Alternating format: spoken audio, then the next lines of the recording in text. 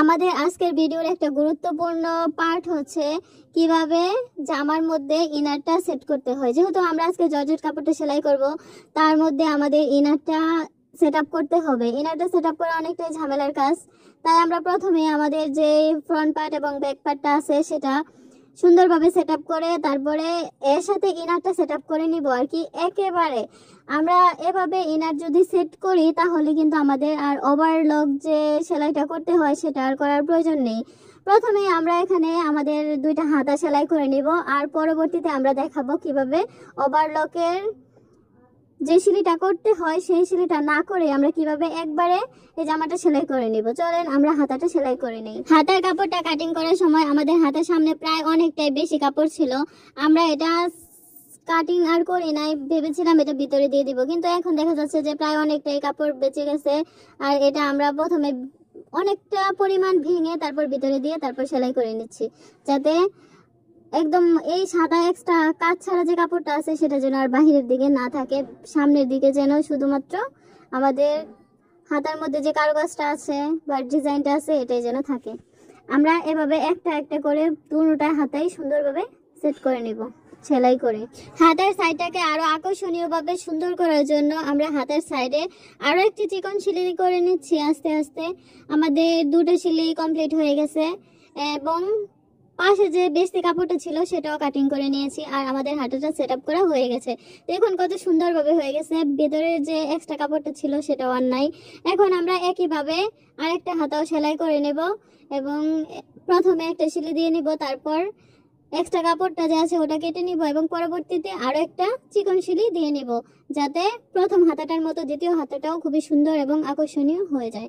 Guys, আমাদের দুটো হাতাটাই সেলাই করা হয়ে গেছে। এখন আমরা আমাদের জামার যে ব্যাক পার্টটা আছে এটার সাথে ইনার সেট করব।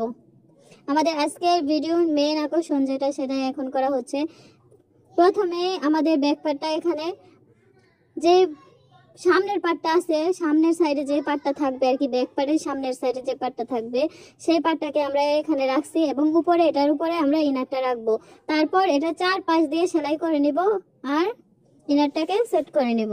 উপরে পার্টের সাথে ইনারটা সেট করার জন্য অবশ্যই দুইটা পার্ট সমান হতে হবে, তারপরে দুইটা একসাথে করে সেলাই করতে হবে যেন ছোট বড় না হয়ে যায়। ছোট বড় হয়ে গেলে কিন্তু সমস্যা হবে, তখন উপরের সাইডটা একটু টান টান ধরে যাবে, দুজি ছোট হয়ে যায়, আর নিচের সাইডটা একটু বড় বড় থাকবে। তাই অবশ্যই চেষ্টা করবেন যেন উপরের সাইড এবং নিচের সাইড অর্থাৎ ইনারের সাথে যেন আপনার ব্যাক পার্টটা যে সেলাই করছেন ওটা যেন সমান হয়, তাহলে কিন্তু সুন্দরভাবে সেট আপ হবে আর সেলাই করতেও সুবিধা হবে।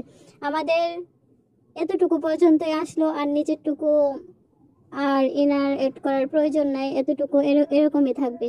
যাই হোক, আমাদের একটা পা সেলাই করা হয়ে গেছে আর এটা হচ্ছে আমাদের ইনার সেট করার পর ফাইনাল লুক। আর এখানে কিন্তু এক্সট্রা করে ওভারলক করার কোনো প্রয়োজন নাই, এটা একদম সেট আপ হয়ে গেছে। এখন যদি আমরা দুইটা পার্টের সাথে সেলাই করি তখনও কিন্তু এটা সেলাই করাই থাকবে, কোনো রকম সুতা উঠবে না, কিছুই উঠবে না।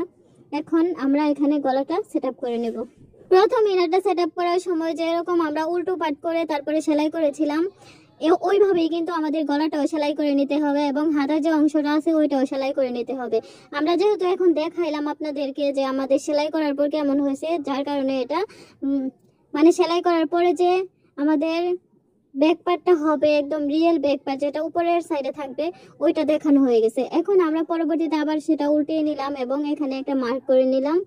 একদম ড্রয়িং করার জন্য আমরা এখানে এক ধরনের চোখ ব্যবহার করছি, এটা দিয়ে সুন্দরভাবে ড্রয়িং করে নিচ্ছি যেন গলাটা সুন্দরভাবে হয় আর কি, কোনো রকম ঝামেলায় না পড়তে হয়, হয়তো ছোট বড় না হয়ে যায়। যেহেতু এক্সট্রা ভাবে প্রথম থেকেই একদম সেট আপ করে নিচ্ছি, পরবর্তীতে আর কোনো সেলাই করতে গেলে অনেকটা ঝামেলায় পড়তে হবে, তাই সুন্দরভাবে আঁকি করে তারপরে একবারেই করে নিচ্ছি। যেহেতু আমরা ওভারলকও করবো না, তাই ওই সময়টাও এখানে ব্যয় করে আস্তে ধীরে কাজটা করার চেষ্টা করছি।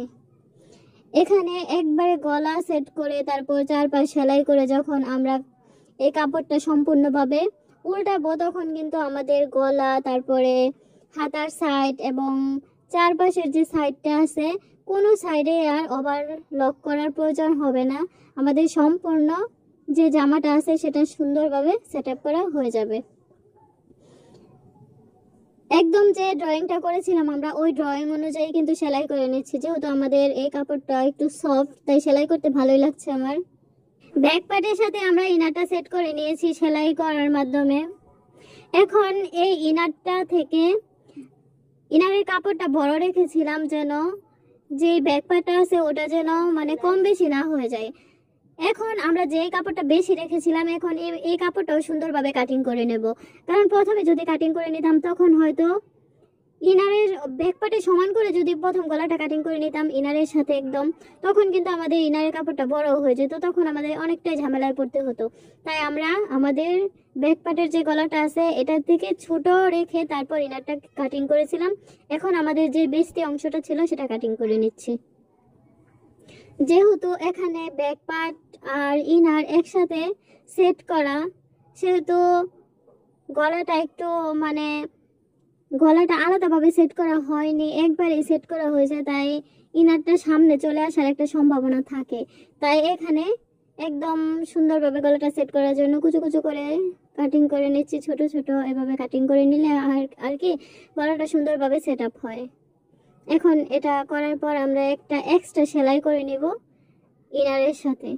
উপরে পাটে সেলাইটা করব না, শুধুমাত্র ইনারের সাথে সেলাইটা করে নিব যাতে গলাটা আরো বেশি সুন্দরভাবে সেট আপটা হয়। এই জন্য এই সেলাইটা দেওয়াটা খুবই জরুরি গলাটাকে আরো বেশি সুন্দর করার জন্য।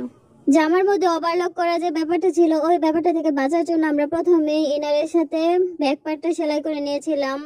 এখন আমরা যে হাতারটা জয়েন করব হাতার এখানেও আবার আরেকটা সিলি দিয়ে নিব এবং উপর থেকে একটা সিলি সুন্দরভাবে দিয়ে নিব যাতে এই পাশটাতেও আমাদের আর ওভারলক করার প্রয়োজন না হয়। আমাদের ইনার সেট করার জন্য এক্সট্রা যে কাপড়টা ছিল এটা চারিপাশ দিয়ে আমাদের সেলাই করা শেষ। এখন জাস্ট আমরা কাপড়টাকে উল্টিয়ে নিব এবং পরবর্তীতে আমরা গলাটা সেট করব।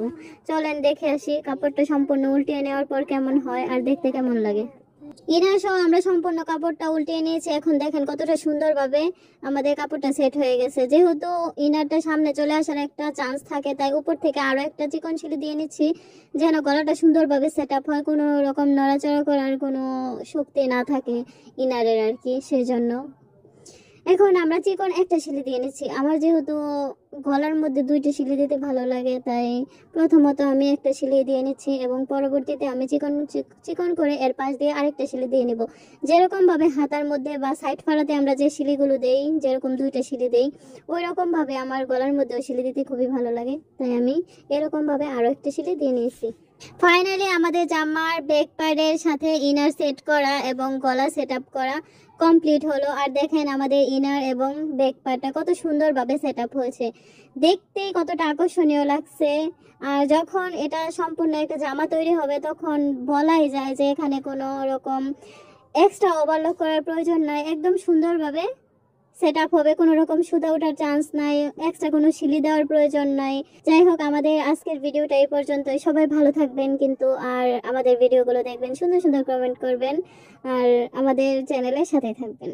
সবাইকে আবারও অনেক অনেক ধন্যবাদ। আসসালামু আলাইকুম।